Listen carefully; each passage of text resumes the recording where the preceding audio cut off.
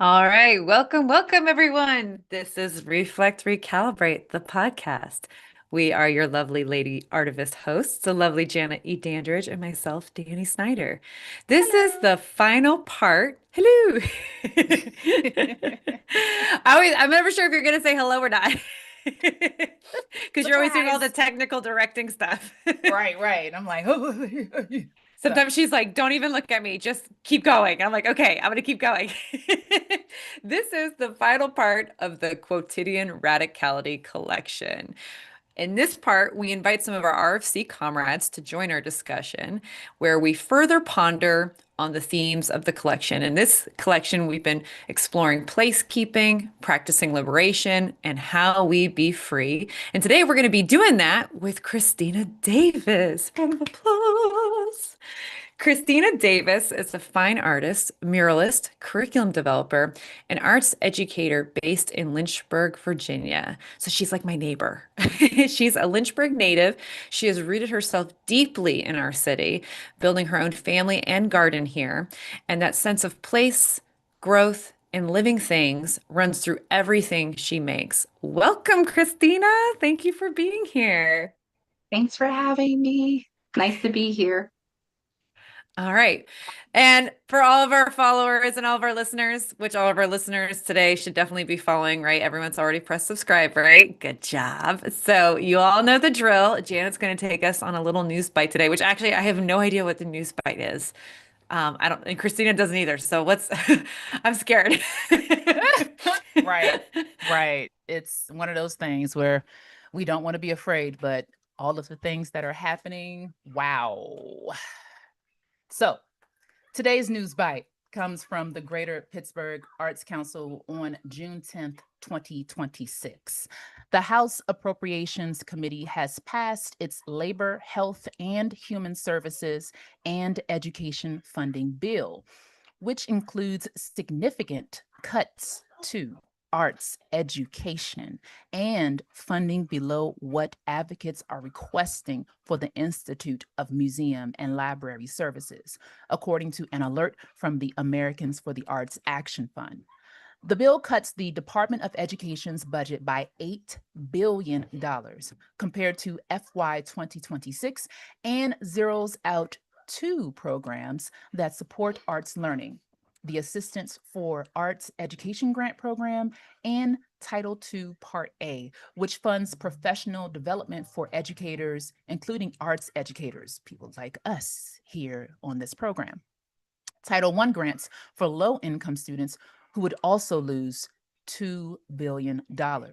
For the IMLS, which is the Institute of Museum and Library Services, which, as we reported in April, survived a shutdown attempt through a legal settlement, but remains targeted for permanent wind down in Trump's proposed FY 2027 budget. The bill provides $42.8 million for the Office of Museum Services and $212.5 million for the Library Services and Technology Act. Advocates are asking for $55.5 million and $232 million, respectively. This is just one step in the appropriations process, and the Senate has yet to weigh in. The Arts Action Fund is encouraging the public to contact their members of Congress in support of increased funding for arts education, museums, and libraries. So, as arts educators here, how do we all feel about these significant cuts and lack of funding that is necessary to continue to move forward and progress within arts education, library services, collections, etc.?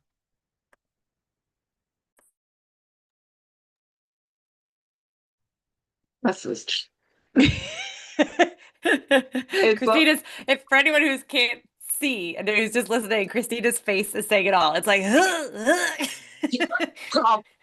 I mean, it's bad because I feel like I just saw Roanoke was posting that they lost.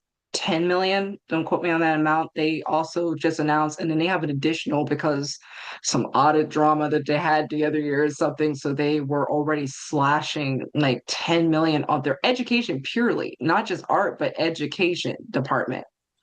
10 million is not like to me, I'm like, especially as a teacher, I'm like over here like it's like what happened with COVID. We were at our best. They asked us to be solution makers. And I feel like teachers made co-ops, they made online time, like they reacted fast. And the first thing the government did when they were like, oh, we're getting paid again was to cut all those programs, even though parents were saying, it's working, we're thriving, we're thriving.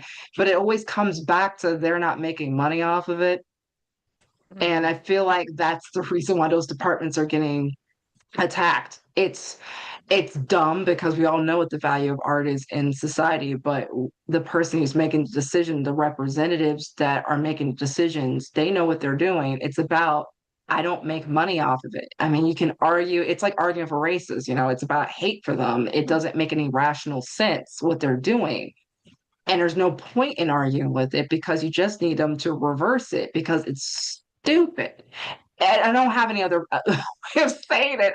I feel like I'm just probably saying what every teacher felt if they read these, and it's going on all across our state as well. So I feel for them, but I've been seeing the numbers popping up every week of what they're cutting, and I'm like, we got literacy going on. I mean, didn't Illinois just say Mm. we're down by 41 point? And to me, I'm a book reader. So to me, it's really hurting me because my daughter's an early reader. She grew up with people who love anime, manga, was reading like the little lines on your video games. Like reading to me is like, it's more than just for the academic purposes. To me, it's just, we're seeing that kids are suffering. And it just tells you right now that the people they all voted into office were the wrong people because we're seeing scientific data. We're not, no one's blind. And I think the worst part is they're shooting up the percentiles of what's going on. More depressed kids. We're seeing a rise in mental health. Singapore, for heaven's sakes, they have some of the smartest kids in the world. And what did they see a rise in? Depression, mental health issues that they're fighting. They could have the smartest kids in the world, but people are unhappy. You got like Japan saying it's got the largest level of like 30-year-olds who don't want to have kids and they don't want to get married. And they're spending their checks on things that bring them pockets full of joy because all they do is work.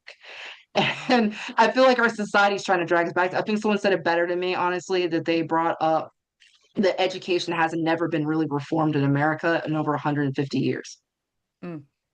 And we keep bringing it up that that's a problem, but the people we keep putting in the office put it on the back burner like it's not an issue, and it is ricocheting. We have food deserts in America, and I'm not against Africa and all the other ones that bring up. We got people not eating. I'm not against them. My issue is that your neighbors aren't eating either, and that's not I'm sorry, not ricochet, but it is one of those problems that whenever you work with nonprofits, you want to say it's going to affect one thing, but kids not going to school, the first thing that hurts me is kids not eating, is what I heard.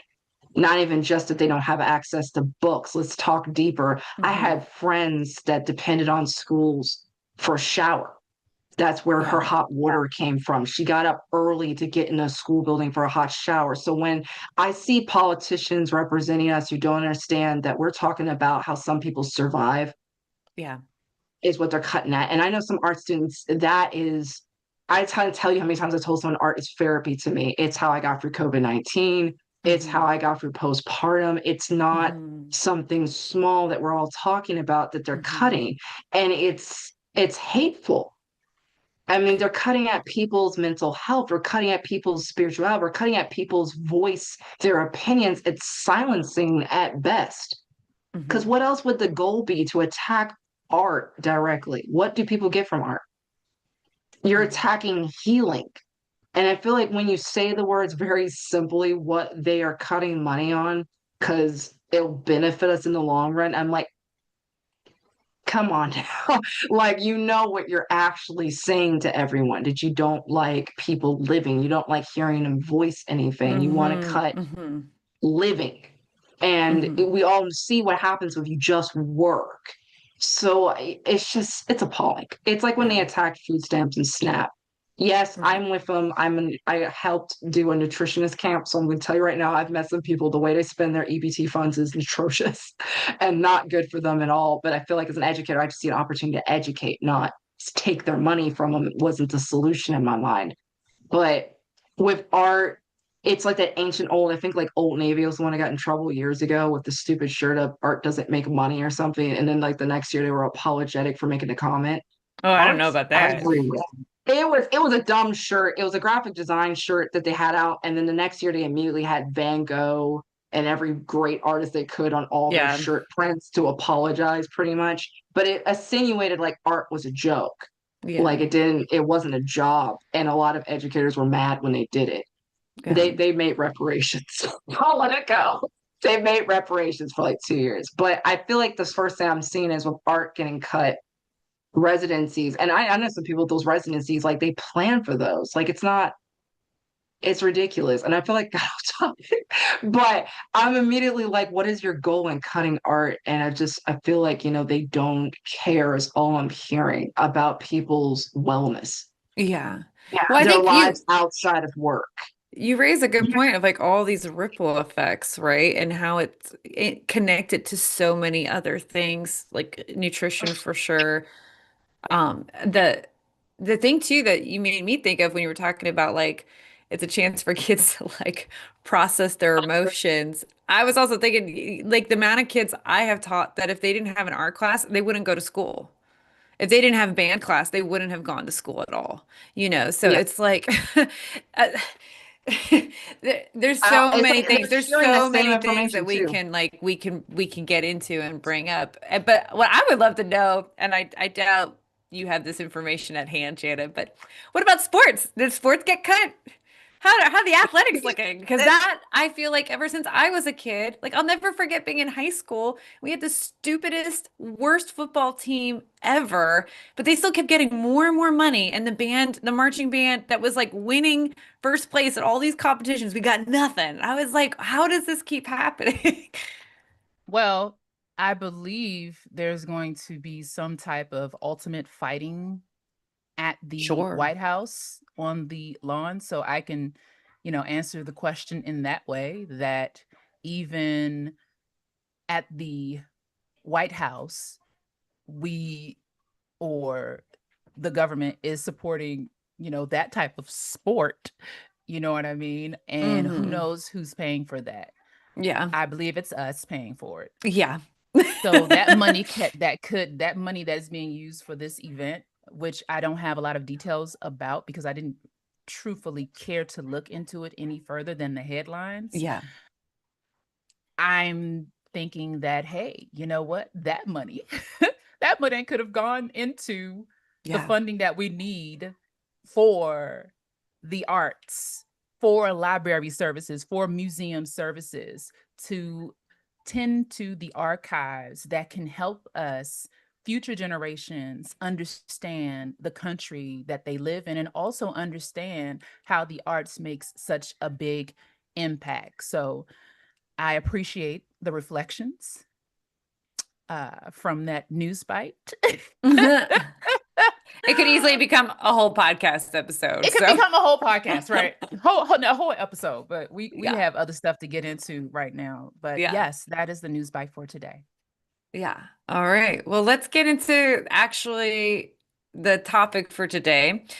I know, Christina, we were already chatting a little bit before we got into our live show today that there were a lot of things that stood out to you in the two episodes of this collection.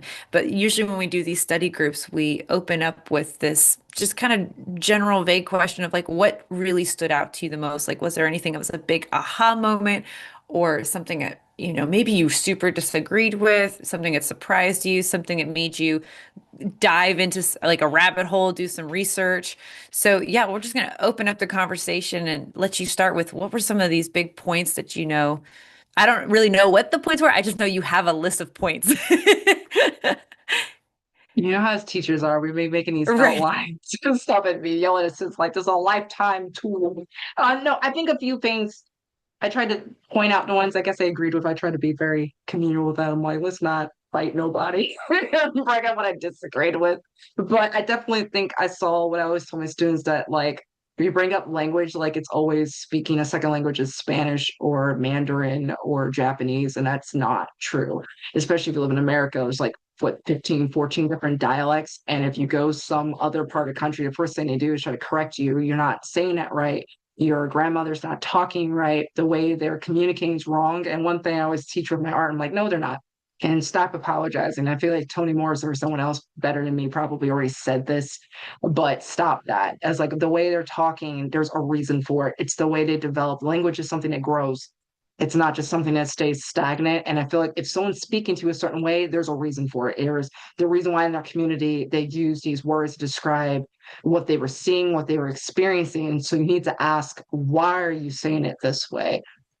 And I feel like that's why when I said, like, when she was explaining things, I was like, I need to listen for a moment because we weren't speaking the same language. Yes, she was speaking the previous artist in English, but she was describing things differently from my experiences and from where I'm from. So it took me a minute to listen and then connect on the point she was making. And for But I anyone who feel like is tuning in right now and hasn't watched the previous two episodes, just to clarify, Christine is referring to Jessica Valores, who was on our last episode, who we interviewed. And we talked a lot about literacy. Yeah, which I figured is something you're probably about to go into. yeah, and especially like correcting it, because especially poetry, I love poetry. And a lot of people, when they read older poetry, the first thing they pick up on is like the grammar. They try to correct it, they try to fix it, and I have to tell them, leave it and ask why instead. And I think the same thing when artists are seeing other artists' work, we are very chit-chatty and we have questions. We're probably the ones in the audience of the art talks with all the questions of why, because we're curious about the process, which I think she mentioned as well that some artists are process driven and some of us are product. And that's where one of the things I disagreed on was the product's more important than the process for me. And it might be where I'm at in my art career too. I feel like art careers change. If anyone walked through an artist's life work, you're probably going to be like, it's different every decade, and there's a story behind it worth listening to. So I feel like we're in a different place, but mine's more product side and hers was more process. But that's why it was so interesting for me to listen because it took me out of my own studio for a moment, if that makes sense. Yeah, it does. And just in consideration of that, because I do agree with the idea of process being more important. And I think from how I feel and what I gathered Jessica was referring to was the idea that because capitalism and the commercialization of art is such a huge way in which we are oppressed as artists, in which we are kept out of spaces of liberation, that we have to really consider what the process is, and that process being something where we are free to consider where we want to create, what we want to create. We are free to think about what it is that we want to share as artists.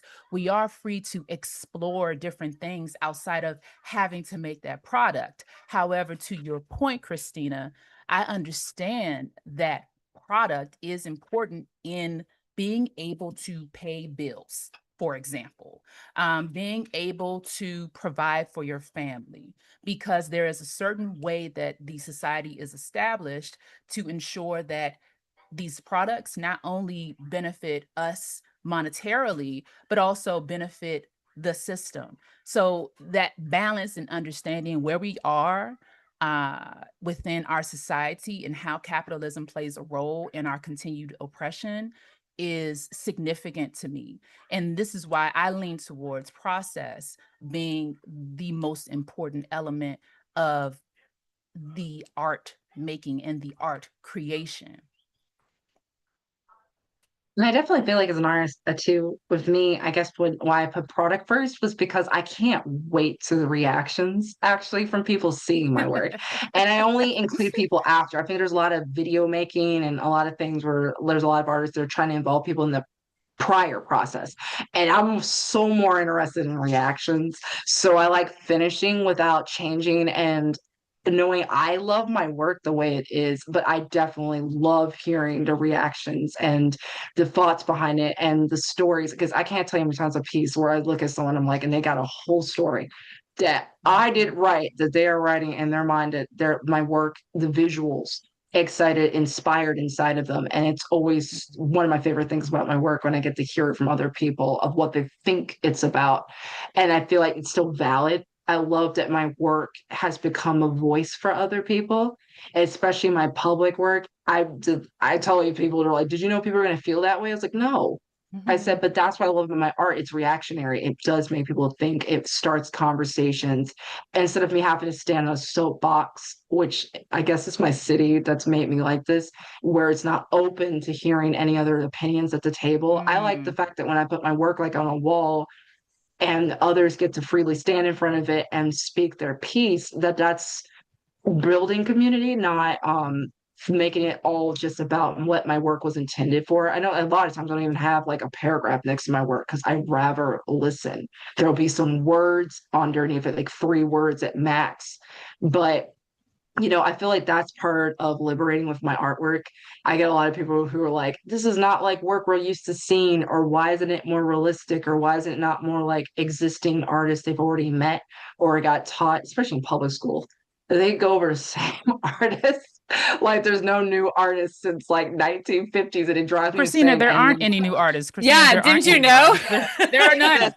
There are none. but I love that you guys brought up about the artifacts. I'm going to go back to y'all mentioned artifacts many times, and if only people looked at their everyday objects that they were artifacts, what would someone say 15, 50 Right, years from now? right, And I right. feel like that might be the thrifter in me because I was a goodwill person. Mhm. I would get someone's camera set in a bag for $15, and I remember finding that years ago, and I felt honored going through their bags, seeing what they valued, the equipment they chose or didn't choose, and going through it and just thinking like, why did they make this kit the way they did? And I got several objects I can look at in my home that I can't wait to pass down, that have so much history, to have so much quality, which is why I don't shop on Temu. No offense to anybody in here. It's one of the reasons why I tell people it's so easy whenever someone's like to boycott, for example, Target or to boycott Right, Temu, I can do it in 5 seconds. And I think right, it's right. because how I look at objects, not about how they were made. I definitely distinguish myself, I'm not environmentalist because I use acrylic paint. I use a lot of things if you hurt see, but I told him it's because of how I grew up and got in art. Let's be honest, I was poor and I was a black kid. So how I got canvases, people gave them to me. How did I get a lot of things? I stored things in old suitcases from Goodwill for $4. I didn't have a lot of choice over the manufacture of a lot of objects, and I didn't have the means to make everything from source product. So I definitely grew up more a thrifter is a better way of saying it. I just think giving second life. Make something so you can pass it down. Don't make something for one time usage is what I'm more against. And I Well, think what that's the if what if distinction. we what if we looked at, I apologize, Danny. I know you unmuted, but I just want to make Oh, sorry. No, make you're this good. That's always the sign, y'all, okay. that when we What mute, we're like listening. what if we, because Christina, you brought up language, right? Right. We're talking about this part of our discussion is coming from language. What if we didn't look at what is on that wall, because you were talking about the reactions from your audience and wanting to know what their interpretations are, and I like that too. I like to hear the different interpretations and what people are seeing through their lens. What if with language we didn't look at what we have on the wall, for example, as a product, but we looked at it as, I don't know, a happening, a space, or part of the process of the experience that we're having as artists, as audience. And I'm thinking about that because of what I mentioned earlier.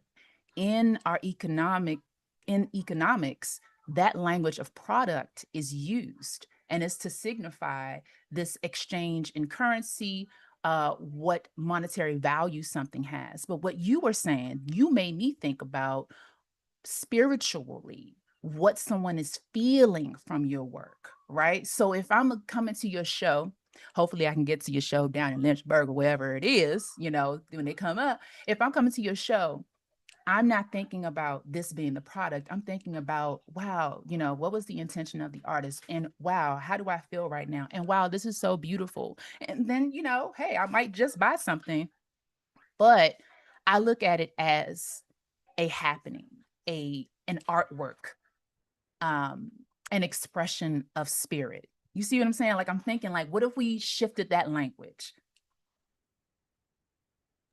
And I think aesthetics or vibes, as the younger kids call it, are important because that's the other thing. Because like I always tell students, are like, I never know who's gonna buy any of my work, especially if they do find homes. I do hope they find homes of people that treat them right and they're up on walls, not in anyone's laundry rooms. But I feel like that's why there's a big question that gets asked of a lot of artists, as you probably are familiar with, of when do you give art away for free and when do you put a price tag on it? And that would probably spark a lot of flames considering which artist it is. Because yes, I make money off my art, but I can tell you I've gotten just as much joy as when I've given it away for the right reasons. And I think that's why when people try to take the spirituality, the mental process out of it, they're missing out on the best part of being an artist.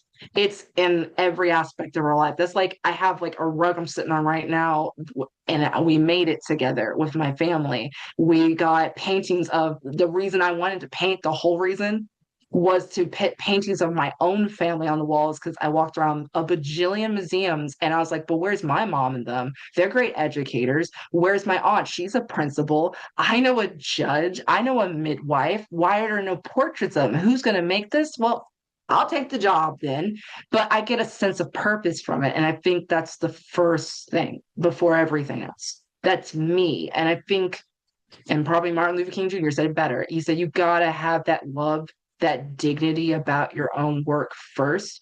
And I think I had that passion for a very long time that I made it first for gift making, probably for Christmas or something small, someone's birthday party that I made stickers for my friend in elementary school. I drew like one of my husband's tattoos. It's the first part of the process. And I feel like, that first love, you got to identify with it and remember that that's the most important part, that I am making art for myself, which is probably why if I'm so happy with my work, I don't mind what you were saying, like hearing that other people having their own connections, having their own moment that they're within, because I already experienced it. I know how great it is. So it makes me happy to see that for other people. And I'm sharing that space with them. And I don't feel threatened by it in the least bit. And, that's why I was told I like my art's probably owned by someone who loves it for a completely different reason than I do. But I love that though. And I think that's also changing spaces because whether they want it to be or not, they took a piece of me home with them. And I feel like that's validating as an artist when you look at your work like that. Just like, oh, someone really loved my voice, my opinions, pieces of my heart that I put into something, and they wanted a part of it. And that's very personable. You can't, and I know some people, I guess there are some artists out there that are making some quick works and they sell and they don't feel that way, maybe. But I feel like with my work, and then I'm going to say this for the viewers because they've never seen it. It's portraiture works. They're people. They're figurative. I feel like my whole reason for portrait work is I'm telling stories that have not been told yet. I'm capturing history as I'm living it. I'm the historian, I guess, as a painter for my family. I paint portraits of my daughter, our pets, people who just passed recently. Like I put a lot of my pain, my love, my interests, my music inside of my work. And people have been doing that for hundreds of years. And the whole purpose behind mine that I thought was so liberating is that I'm making it valid that it's okay for me to do that for my people since other people have done that for hundreds of years. And anybody can do it. You don't need to ask permission to do it, and you don't need to wait for anyone to give you permission. And I feel like that was one of the points. Maybe she didn't mean to get that deep, but when I heard the words legacy, I thought about dignity. When I heard her talking, because people have shame, they do carry so much shame with their identity. But knowing that your voice is valid, knowing that your history is something others need to learn about, knowing that your everyday objects might be artifacts, it's putting value on things. And that resonated at least with me. I don't know if every other viewer got that much, but I was teary eyed hearing it because that's a battlefront. It's a big one. And I think a lot of people is what I'm doing a valid. Does it matter enough that others need to hear about it? And I don't know if everyone thinks their voice is that strong or their identity is, but I definitely think it's something to talk about and definitely something that I feel like people have fought for you to have the right to do. That was a rant. I'm gonna be That quiet. I don't know if it was a rant. Right. There was some things you said in there that I was like, oh, yeah. Because like when I think about portraits, like if someone having a painting of themselves on their wall, especially a good one, not an AI made one. Like I always equated that as a kid to like wealth. My family we did not have paintings of each other on our walls. We didn't like that never, but yeah, so but it's like I didn't really think about that in this kind of context of like, that access and what that says, when you have a painting of someone on a wall, that doesn't necessarily have to be a statement of financial value. That's a statement of personal value. Like that is a person who's valuable, who serves a role and a meaning in a community, in a home. So yeah, I just didn't think about it in that way. That's amazing.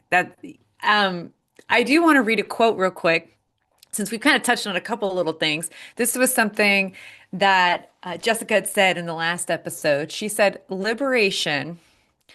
she thinks of liberation as a commitment to practice of how we be with ourselves and with each other and with spirit and land, and doing so in a way that creates a world that is sustainable and honors interconnectedness of all things. So I just wanted to share that quote real quick since we've been kind of touching on some things that I felt like fit into that really well. But Jan, do you have any follow-up to what Christina said, which was a lot? Don't say sorry, Christina. I see you saying sorry. Don't say sorry. No, I really want to hear Christina's views on what you just brought up, the quote from Jessica in part two of the Quotidian Radicality Collection. I'm curious, Christina, did you have any thoughts on what Danny just shared? Liberation as a commitment to practice of how we be with ourselves, with each other, with spirit, with land, creating a world that is sustainable and honors interconnectedness of all things. I'm gonna steal that from my mom. And I feel like it's something we're passing down in our family. I like, get a lot of people like, and I don't know, we're very faith-based people, and we don't think you're on this land forever. And what you leave behind is a very big lesson you learn in our family, and how you interact with things is, I don't want to say it's karma, but that if you put happiness out, you give out love, if you share, yes, you're gonna bump into things that are ugly and everything else, but we do tend to think that you give into the world what you want to be there. That if you're seeing not enough love, then you should love more. If you're not seeing enough sharing, then you should share more, is one of our fundamental things that every aunt and my uncle would tell you in our family. And we see it in how we live. The way I took it was very literal, but maybe because my family made it literal, that when we say love the land, it's how you treat it. Like we plant a tree, we dump a bag of acorns when we go hiking, we swim in existing swimming holes, not building one. We are respectful, understanding this is not my land. We're not, and I don't want to bring up colonialism and stuff, but we weren't raised in our family with this idea of like ownership over soil, that everything's very temporary and that you're leaving behind it for the next person. There's footsteps behind yours. And I feel like in our family, especially if our roots here, that you're beating down a path for others to walk on later. And that always resonated with me, was that especially with like, freedom, with everything my family has gone through 4 generations here in this country, that they were always thinking of us walking on a path. It was for the next one to get hired, for the next one to do well, that we're leaving behind something for you. And that's not necessarily our family when they say that. And they were very much so church people. So anyone could join our church, anyone could be a new member. And so if you had a garden, we give food if you say you're hungry. If we had a book and you say you want to borrow it from me, we lend it, which is why I love building free libraries. You know, I always tell people you can look back at native culture, but the more important thing is what are you doing present tense is more impressive to me. And so for me, like, I'm like, well, what am I doing? What am I going to do to push this forward? And I'm always teaching, like, especially with my daughter, she's like my little shadow that's watching me. And you got to keep that in mind when you're a mother, that everything you do is a teachable moment. So she sees me gift my students pencils, eraser if you need it, an extra sketchbook if you ran out of pages. We gift stuff out of our garden without asking for anything in return. That we put books in the library and free library like an honest system. And because we'll know other people will do it too. But it's about setting example, is what I heard. I think a lot of times people hear morals, they hear what's right, but there's not a lot of doing. And my mom and them were really good at saying you're going to hear a lot of talking and for the greatest people in the world on platforms, but then they're not doing anything though. And to me, it was about how you live your life, is what I was hearing. And I feel like that's just for my family and me speaking right now. That if I want kids to read, I became a teacher. If I want kids to know art, I teach art. If I want other people to grow gardens, then I volunteer my time to help people learn how to grow. If I want to preserve a historic building on Pierce Street, what am I doing? You're going to see me down there right next to the rest of them doing just that. And I think it's about doing. I feel like there's a lot of, and I'm not trying to diss some people, but there's a lot of talk, but then I don't see action. And I feel like a lot of people don't realize that the small things in your life that you can do make a big difference. If you really think we should be growing plants, then you should have a garden and ask me how, I will help you. If you really think we need to start sharing resources, then do it. And you don't need to ask permission. I think there's a lot of waiting going on with a lot of those issues. And I loved everything she was saying. And a lot of it was taking action, would be like the next thing I would add to what she said about that. I agreed with every last bit of that quote, but I feel like the thing that with me is we got to inspire people. We got to light a flame underneath of that, because I've heard those words spoken a million times. And I would say that the thing I want to see is, but how do you put it into your daily life so it's there? I think a lot of people, that's the resistant part of changing their ways. If I'm used to, and that's why I brought up TV with so many other things. So many people got habits that are conflicting with the values they want. And I cannot tell you how many times I had conversations on it's like, but change is hard. But I said, but if Yeah. those are the values you want, you got to look at sometimes we're doing something that literally is conflicting with the Yeah. very thing we're trying to put out in the world. And I think it's liberating. It's a feeling you should feel when you let some of that go. It's like what I tell my daughter. Sometimes we get teary eyed over filling up a bag for Mission Thrift, which is a thrift store, you guys, that helps give back to your community for the money they get from used objects. And we're really passionate about doing things like that, pushing it forward. But yeah, so I feel like as a mom and as a teacher, it's in your habits. You got to change habits to really embody a lot of those, because I think there's things in your life that you could take action. And then I'm just sad, it's bad. It's like a repetitive circle. I'm like, but you got to do. I Yeah. love those words, but I'm like, the actions is what's going to speak a lot louder, at least for me. Yeah. And I Well, do work with nonprofits warning people. That's why I'm like really passionate about the education part, because I can't do it alone mhm. part is what I'm really admitting here. That even if I do all these changes, it's like it's nothing if I don't have 100 people I can pull in with me to do it too. I don't know if it's like a social media thing or what, but it does feel like as I'm getting older, it is more and more talk, just a lot of talk and not a lot of action. And then even when you see videos of someone proving, look, I did a thing, it still feels kind of performative, and it doesn't feel like you said, a habit. It doesn't seem like, because like why did you have to make a video of it and prove to everybody? Like just go do the thing and do it every day. You know. But you've touched on a bunch of different topics and themes that we've explored over the last two episodes. But one I definitely want to echo is to follow up and follow through.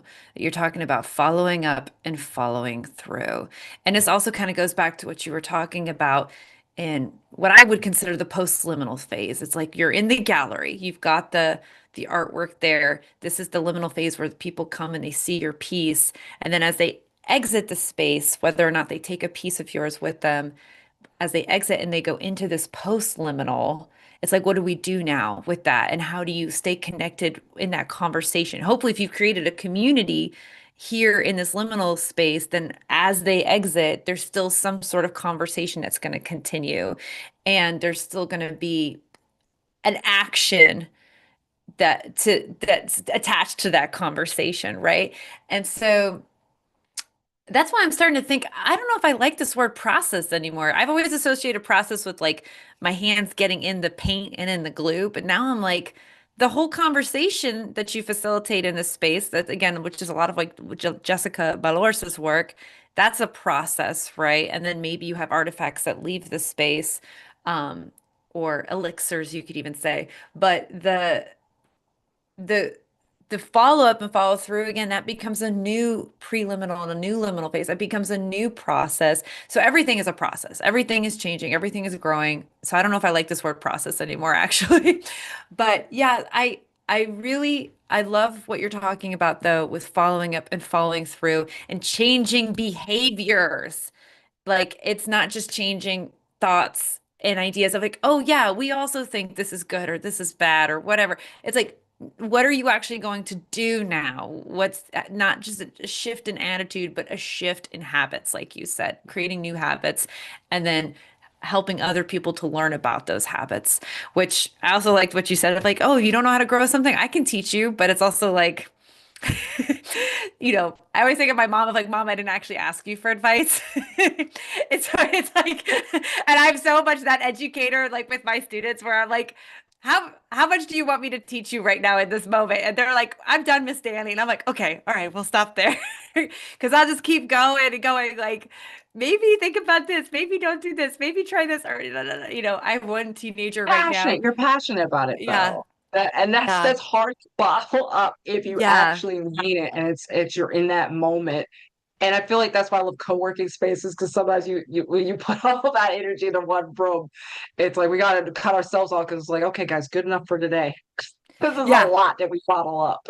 Yeah, yeah. With my teenage students especially, yeah, it's anyhow, I'll pause there because I'm also tangenting a little bit. Janet, I want to make sure I'm sharing the mic. What are your thoughts? Man, oh man. I was just thinking, what word in place of process can we use? And then I was also thinking the proving of self as Mm, part of the tactics that have continuously been used to keep people in a place where they don't want to try to plant their garden because they feel like, hey, you know what? I don't know how to do that. So, how can I prove myself to be able to do this in a way that I am acknowledged, as opposed to, well, let me learn? The freeing of the brain, the freeing of the mind, the freeing of the spirit, so that you can learn these new things, that you're interested in learning these new things, and you can understand how to do things differently than how they have been done, because that's part of, and I'm using the word process, is part of the process in growing and creating, I believe, a better space not only for yourself but for everyone else around you. I think, going back to something Christina said about, if you see that there is not enough love, then give more love or show more love. If you see that the community you're in needs a garden, then create the garden. And if you need help doing that, then ask for help. It's very challenging, I believe, in the USA to be able to do that without feeling like you're not pulling up yourself from your bootstraps, or whatever that saying is. And this is the general way in which we are taught in this country, is to do all these things on our own as opposed to doing them together and collectively. And I believe that that is part of the ways in which we as people in this country are just continuously losing sight of how the primary element that we need to focus on is that we are all humans. There are other beings on this planet, and we can help each other thrive. I am curious about, or not curious about it, but I want to further this discussion going into how we be free. Jessica's kit in helping us understand further, right? How we get out of these places where, hey, you know what? I can't. That idea of I can't, but you can, because you have all of what you need. The abundance thinking as opposed to the lack of thinking. So I am proposing, Danny, if you're into this right now, maybe we can roll some dice, or we can pull some cards and see what we come up with right now. Yeah, before we do, just to be clear to our listeners, you know, it's funny. I actually don't like that phrase, to be clear. I feel like every journalist and news reporter says that now, and it's become like a weird trigger for me. So let me just make sure for all you all listeners who might have missed the previous two episodes, How We Be Free is a Black fugitive study kit that honors the legacy of freedom-seeking ancestors, those who built networks on solidarity, practiced mutual aid, fought for abolition and reparations, and established self-sustaining Black communities. Their visionary blueprints for liberation continue to inspire today's Black organizers, activists, and cultural workers who carry that legacy forward. So, this is a tool that celebrates and resources the Black radical tradition and invites people to reclaim local histories of care, justice, and resistance, to create counter narratives centered in Black joy and interdependence, and to nourish today's movements for abolition, reparations, climate justice, and collective liberation. And Janet is holding it now. It's this beautiful little card deck box, and inside there's dice and cards. Yes, and now Christina is holding it too. Actually, yours looks a little bit different from Janet's. Oh, because you got one of the earlier copies, huh? No, that's the box cover that I believe Christina is holding up, No, no, which but your is box. Oh, okay. You were holding the book before. My bad. You were holding yes, something else. I yes, thought your box yeah. cover looked different. Yeah. So y'all This definitely is go the to booklet. Jessica's. I'm You holding were the holding the booklet up booklet right earlier. now. That it would help if I wear glasses, but I don't. I'm too vain to wear glasses while we do our podcast. But yeah, please check out the links in the show notes below, and you'll find Jessica's website as well as Christina's website, by the way. And on Jessica's website, you can check out this card deck. So yeah, Janet, go for it. Well, let's see. I'll read some information in the booklet first, which is a way in which we can move through the cards or the dice. So, what it says is that, let's see. We honor the liberatory legacies of Black freedom seeking ancestors through study, play, ritual, and practice. May their memory be a blessing. Let us build worlds and ways of being that cultivate joy, care, interdependence, and transformative liberation. Let us disrupt the algorithms of empire and dismantle intersecting systems of oppression. Okay, I'm trying to read this right now, please. Just give me one moment, okay? Tech each day, may we return to our wild, compassionate, and sacredness. He's for y'all. He's for. So He he's probably wants like, to hey, play with it, huh? did Have you you? I played How don't with did he know. it? get those No, cards? he is very interested in Thomas the Train right now. So Oh, okay. yeah, he not talking about these cards. Because when I dropped off my deck over to Christina's house, her daughter seemed very interested in it too. So I was like, oh yeah, that'd be I cool. would, yeah, no, Born and you're Friday. right. But right now, right now, he's very much like, can you please do this for me? So ways and means of how you actually play the game. I mean, I'm sorry, go through the study kit.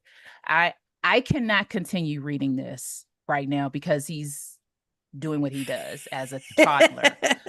So what I'll say, just the abridged version is do we want to roll the dice, or do we want to pull some cards? Let's do And both. to do that, okay. So then we want to set a personal or collective intention first. So I know that we're on air and we don't want to have space that has nothing to be said. So let's talk about what that intention might be. Let's give ourselves 30 seconds to talk about that intention. So 30 seconds starting right now. What do we want our collective intention to be in rolling the dice or and pulling the cards? I want to think about language and how we can figure out which ways in which we can agree on language or understand each other's language to be able to move forward in communication, productive communication.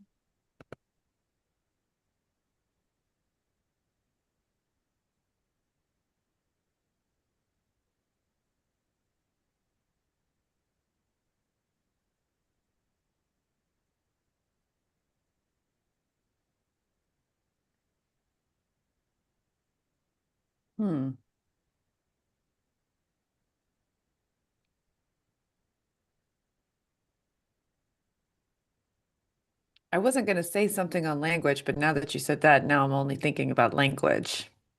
And I'm thinking also about what Christina said earlier about language grows and changes and all the different dialects. And I also, as a musician, I think about music as a language, rhythm as a language. And yeah, I Let's think see. I could. Sorry, go ahead, Christina. No, and I said, and it's so collective too. I mean, I have mixed heritage. So for me, it's like, the fact that my family, as it blended over the years, we found traditions, rhythms, a way that we speak to each other that we all understand. I don't think there's like a universal language, but I definitely think people have a collective language that we develop depending on like where you live, your family, your friends. And I think that's a beautiful thing. Um, and I feel like that's just it. Language, it's so developmental, like, especially if it's in its own corner or if it's exposed to, like, other people who come in and give their unique perspective and experiences to it. So for me, as I'm like, gosh, when people are just like, America has one language, I'm like, that's where I think some of the problems come in, where I'm just like, you could travel so many vast different areas around here, and I'm learning their language, their their viewpoint, how they're using this, same words and symbols and things around me, Yeah. especially of color. I think that's the main reason. As an artist, I always talk about how we even use color, and color theory is that is a volume, that's a textbook to explain to Yeah. students. And I feel like experience, this is why I'm so glad my sister's right now in Greece. And, I always tell students, like, how do you understand? I said, living, get out of your comfort zone. Yeah. And, be intentional. Why traveling is so important, why getting out of your comfort zone is so important is what I immediately thought of. That might be a different place to land on for some, but I feel like that's where I'm just like, I come back to that, why it's so important to get outside of your circles and things. And maybe that's a Yeah. Lynchburg fan. I'm always saying to them, get out of your comfort circle so you can listen and really absorb this. I feel like we're all saying very similar things if people listen a little harder. Ooh, maybe that's the intention. Go ahead, Danny. Yeah, no, that's actually what I was thinking too. I was like listening, but I did like this idea of when you said being in agreement as far as the intention, coming into agreement. And I like that idea of like coming together. Like that part, the intention, I like that aspect of it. So I'm here for that. And yeah, let's do it. Let's pull a card. Okay. So then we are seeking to understand how we can listen harder and we can come into agreement on language in terms of understanding each other's language and moving forward in productive ways. Mhm. All right. So let me roll these dice. All right. So I'm going to look at the book for the symbols so that I know what I am sharing. Okay. Let's see. Here we go. I'm going to the back of the book where the symbols reside. And the first one that I see in front of me is the symbol Obi. Mhm. It looks Obi. like the dice is black and the images are in white, and it looks to me it looks like two little leaves. Yeah. Freedom seekers engaged Obeah, hoodoo, conjure, and root work for various needs with intimate knowledge of nature, science, and spiritual technologies. Obi was used for divine protection, healing, conflict resolution, rebellion, and more. Freedom seekers used sacred objects, teas, salves, herbs, bones, and amulets to support their journey. So, our next, Artifacts. right, Yep. right, Yeah. right. And here's our next symbol. Oh, I wish I had my glasses on. Can you describe what that one is? So it is a larger circle with a smaller circle to the left corner of that circle, and they're connected. And I am going to the book as I am reading. I'm getting I'm to the looking in the page book. where That's why I'm so silent. okay. Because my No, no, eyesight it's as well. I'm over here like, let me try to match the good. pictures. Is it Yeah. cousining? This is It is. I believe it's grapevine. I believe Oh, it It is is. grapevine. Is it grapevine? Hold on. Because cousining Let's has see. two Oh, circles. That's it's why I thought it cousining. was that. Cousining. You're right. It's cousining. It's cousining. Yes, yes, yes. All right. So let me get to cousining. So I can or just Christina, you want to read the cousining? Oh, wait a minute. Did you say something about seeing as well with prescription No, no, glasses? I got the book. So that's yeah. for what you were looking at. I was like, are we on cousining? That's why I Yeah. was like reading along. Because Can Such a you teacher. read that, Am I on the Christina? right page? Right. because it says like domestic slave trade was for separated families across plantations, state borders, Black people that practice kinship beyond bloodlines, informally adopting elders, children, and queering family structures. Freedom seekers often sought refuge in places where they could find loved ones. Families dispersed across geographical regions created important pathways of travel for freedom seekers, Mm, which connects thank you. beautifully. Right, exactly. And then we have, let me hold it up so that people can see. Harboring, which is like a triangle with a dash in under the triangle in the middle, a small dash under the triangle in the middle, and the bottom edges of the triangle are coming out slightly from each side of the triangle. And this is called harboring. Freedom seekers hid in cornfields, caves, horse stables, attics, and on ships. Some found safe harbor in the homes of free Blacks or white abolitionists, in indigenous towns, maroon encampments, and in the quarters of other enslaved people. Freedom seekers sought refuge in the Underground Railroad's vast network of safe houses and stations. Okay, so we have once again Obi, cousining, and harboring. So, in the very back of the book, these symbols are associated with ways in which we can implement what we've read and further our intention that we planted when we first started talking about this. So, with Obi, the suggestion is use herbs to prepare a tea, salve, or amulet. Gift it to someone. And Christina was talking about gifting earlier, Yeah. right? Just creating works Yeah. to gift to someone. The second one, cousining. That suggestion is draw or collage a family tree of your chosen family. Oh. Right, right.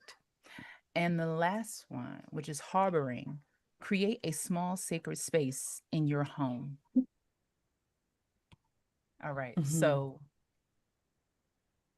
with those three that we landed on for the dice, I'm not Mhm. sure if we'll have time to go into the cards I though. know. I was thinking that too. I was like, oh Um, shoot, it's already been an hour. Ah! but right, That's too r- much.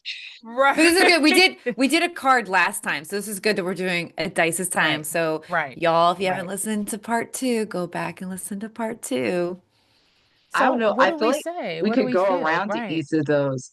I feel like for me, Yeah. I want to be present with it instead of just answer. Because imagine if we were at a table right Mm. now and I was doing it with my family, I'll be like, you guys, real quick, just name the thing that goes with one, two, and three, real quick, that you've done or you plan to do. And I feel like I Hmm. had an immediate answer when I was reading them because literally my husband and I were just downtown in a market with our friend making tea, talking about healing. And Mm. literally, we had a group of people around drinking hot tea in the middle of summer in the marketplace of all places, Mm. a building Mm. community, talking about tea, growing local tea leaves. We were talking about how we weren't talking about like green tea. We were talking about plants that we found out about Randolph making it grow here that are tea and how can we cultivate more of it and share the clippings. Then two, when he said family tree, my uncle just passed away. And what we Mm. do after the death of a family member, one thing we do is we celebrate them in our family. And one thing we also do is we visit the graves if everyone is near them and talk about, the stories and everything else. But one thing I'm doing right in my family is not only painting portraits, but another artist gave us the idea of visual family trees. So of course we have a digital one that has everyone's names, but we do more than that. We paint pictures of where they worked, where did they grow up, old Mhm. school buildings, and we conglomerate that like a Nice. collage together so kids have a visual history, not just names on a piece of paper Mhm. instead. And I think for number three, sacred space, I feel like my husband, again, another conversation we're having about is how a lot of people home is about entertaining, not their safe space. They don't want to go home. And he and I were talking about how much we love the fact that we bring home plants inside, there's plants outdoor, and that getting home is a goal. Like, I want to go home. It's the end of my day, no offense to anyone I work with. But I think that's how you should feel. Like, I have books Mhm. from the Mhm. library that I plan Mhm. on reading that I'm going to buy more of, Mhm. packages I couldn't wait to open. But we did create a space, and it could be that simple. Amazon Mhm. packages you can't wait though. But I can't wait to get home. I Yeah. love home. And we made that agreement that we were going to have a home, that your home is your sacred place. And I know for Yeah. a lot of people, it might be church, which is fine. It might be another place, but I feel like it should start with home. That home feels sacred, a place that you want to protect, a place you want to invite friends, family over. That it's about being, are you comfortable? And our, first home, I feel like with me, I did grow up around people. It's about entertaining, like they have front rooms and stuff. And if you come to my house, it's so obvious for comfort for my family when they come home. It's like our food, our drinks, our plants, our pets, that's frontmost. And I feel like that's more important. But that's how I answered all three of those. So that way Yeah. you guys can answer those three as well. But that's my short-ended answer to those three things. No, you made me think of a thought that I'd had earlier, which was when we were talking about the funding getting cut for arts education, the amount of kids I know that only went to school because there was an art class, right? And if there wasn't, they wouldn't have gone to school. But also the amount of kids that don't want to be home. They don't have a sacred home. And so I think about that a lot when I create my teaching spaces of how to make this a space that the kids really want to go to and feel very. I always light incense before every student. My incense budget is stupid.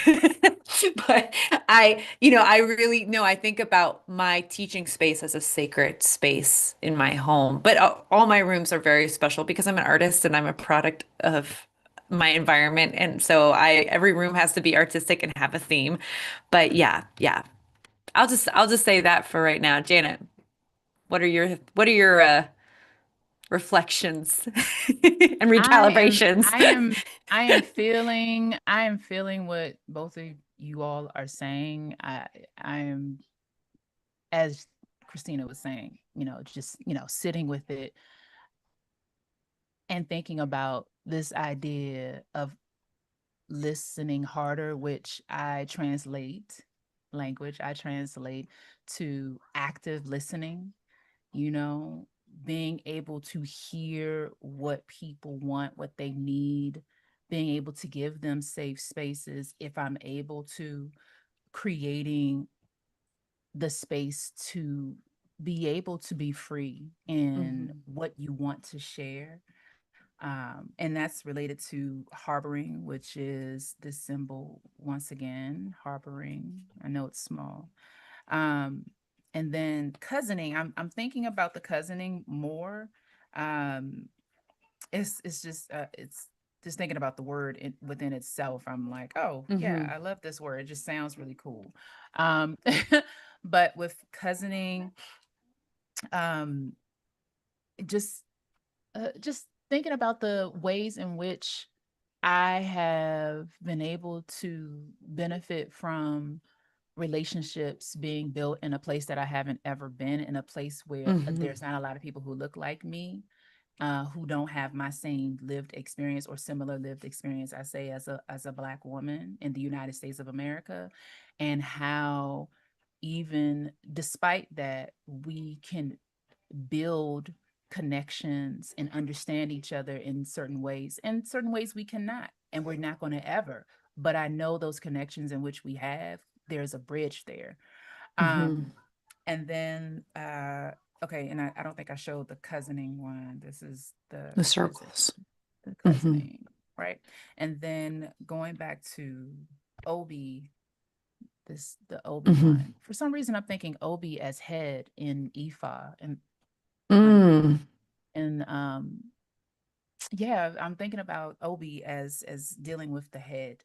Um, but I'm not well versed in Ifa, so I'm not going to delve deeper into that. But it made me think about that because I'm thinking about one of my friends who practices Ifa, and I remember her using that language for the head, thinking about your sacred space there, and in thinking about Obi.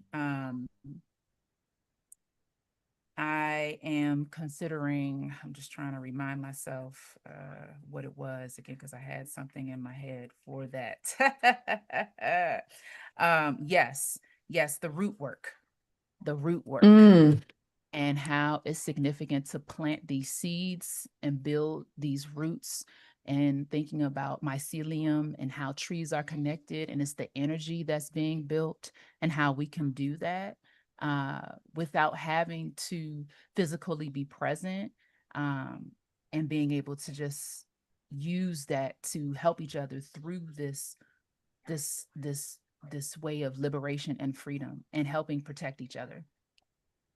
So yeah, our intention, I think, like, it has been coming through during this entire conversation. Mm-hmm. Um, yeah, yeah. But I'm struggling with this part of like the what's my like follow through, my follow up and follow through Mm, of like how mm. am I like gonna take this further? Because I'm not really sure right now. Like, because this does seem like they're all connected, all these different things we've been talking about. But now it's like, how do I zoom in? And it's like, okay, going out of this podcast episode, thinking about language, bringing people together. Like, what am I gonna do? I'm not sure You're a yet. teacher, ma'am. Stop. You do this all the time. I probably Take do. credit is what I'm hearing. That's what I immediately was like, if you think present tense and if you give value to what you already are doing, and I think a lot of Mhm. people struggle with that, the small things that they're already doing that are Yeah. planting seeds. And maybe we don't make it rain, but you're planting seeds out there. We don't know Hmm. when they're going to bloom. And I feel like, especially as a teacher, when I say that to my students, like, you don't know, and you don't know when something's going to connect, and we're putting in all this work into and Hmm. sowing and churning the soil with them and hoping Hmm. something connects and they dig in their roots and grow from it, but you're already doing all that. I feel like it's putting value also on what you've done, especially as I imagine all your students appreciate that you've done too. Which is I Right, immediately when I saw Christina. those dices, I'm like, spread some gratitude. Tell people what they're already doing because I don't think some Hmm. people don't say it enough. You're Mm, doing mm, enough. mm. You're Right, doing a right, lot more than right. other people are doing. I will say that much.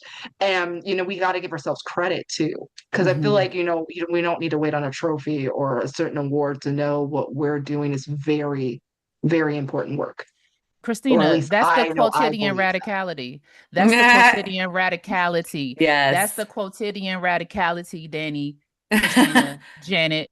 Every day we are doing something. The impact on a child or an adult or a teenager Truth. or whoever Facts. through what we're doing, that's that quotidian radicality. And remembering, Danny, that it doesn't have to be something extreme, right? It's not something extreme.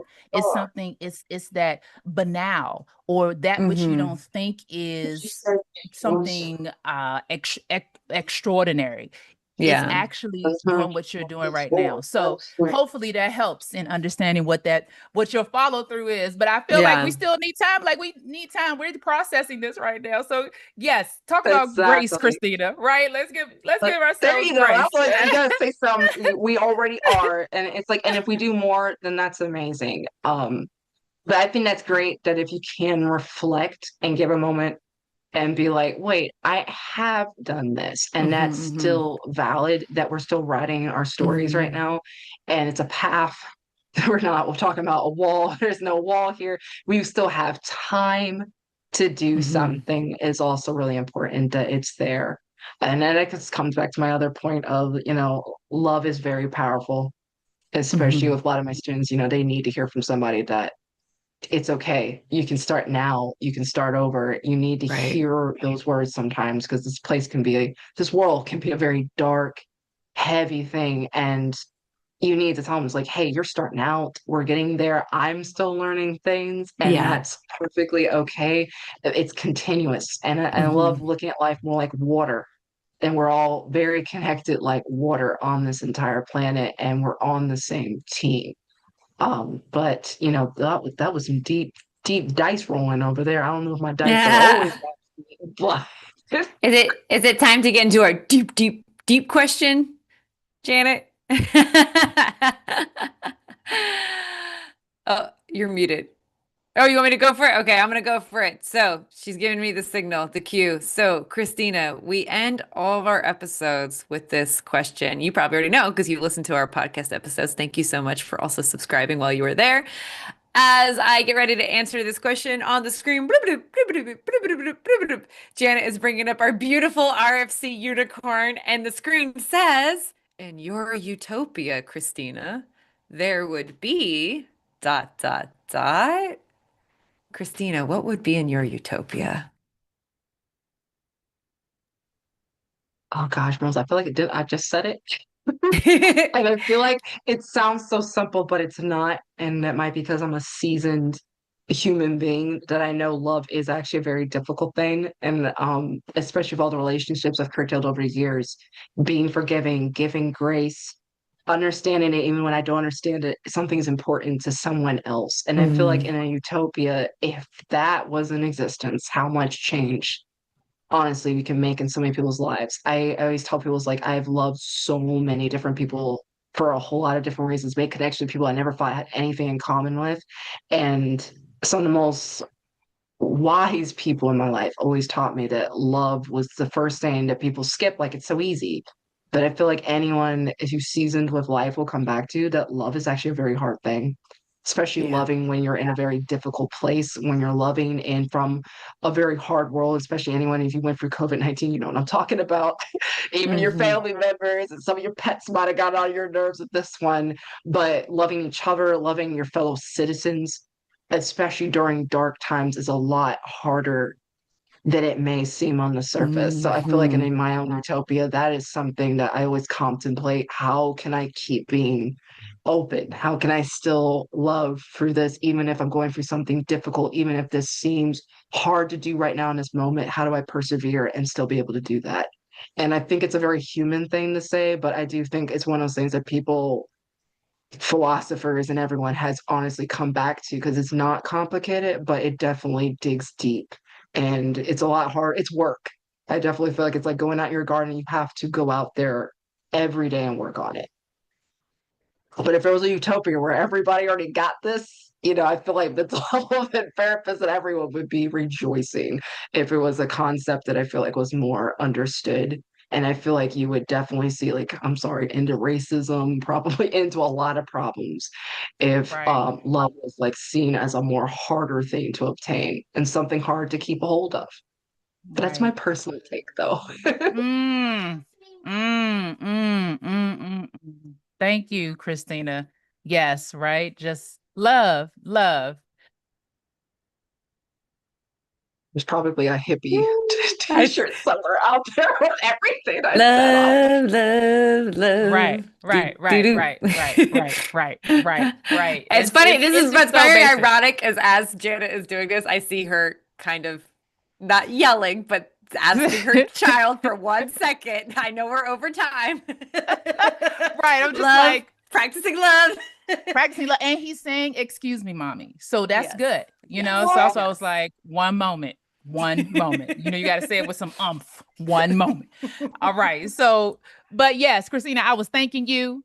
Thank you very much. Thank you for just being and Yes. sharing with us. I know that we will continue our work and that, like you said, we're digesting it. And also, I would love to hear the rest of the notes you had from the other episodes. So Send it that's to that. us. We're going, yeah, right. We'll do that. We'll do that for real. So thank you to our RFC comrade, Christina Davis. Thank you so much for being here. Thank you. So, all right, here's the outro. This is what we got to do. We do this every single time. We just want to first start off by saying we are taking our 5-year anniversary retreat to determine what the next 5 years is going to look like. So, our next episode is on Saturday, August 8th at 1 p.m. ET. So stay tuned for the theme of our next collection. Please, we will be deciding that sometime over the summer. So you will know. All right. But remember, put it on your calendars right now. Mark your calendar. Saturday, August 8th at 1 p.m. ET is when the next episode will happen. All right. And you might just get a little live or something from us. We don't know. If we have time to do that in this planning session and all of the other things that we have to do with work, we'll catch up with y'all maybe once between right now and August 8th. We also like to remind our listeners that this podcast is funded by the two of us and your donations. So please help us keep our podcast going by making a donation through the PayPal link in the show notes below. That's going to be where all of the other goodies that we have shared during the episode will be as well. In addition to, or including, I should say, the link for Jessica Valoris's How We Be Free study kit that we just so wonderfully were able to experience with you all. All right. So right now, what I'm asking is for you all to tap the subscribe button. Go ahead, tap the subscribe button. Do do do do do do do do. Tap the subscribe button. All right, you got it. Ding, ding, ding, ding, Cool, ding. cool, cool, cool, cool, cool. So share with a friend. Share with a friend, and also give us a thumbs up. So once again, thank you for being here. Thank you for sharing time with us, and we'll see you the next time around. All right. Peace.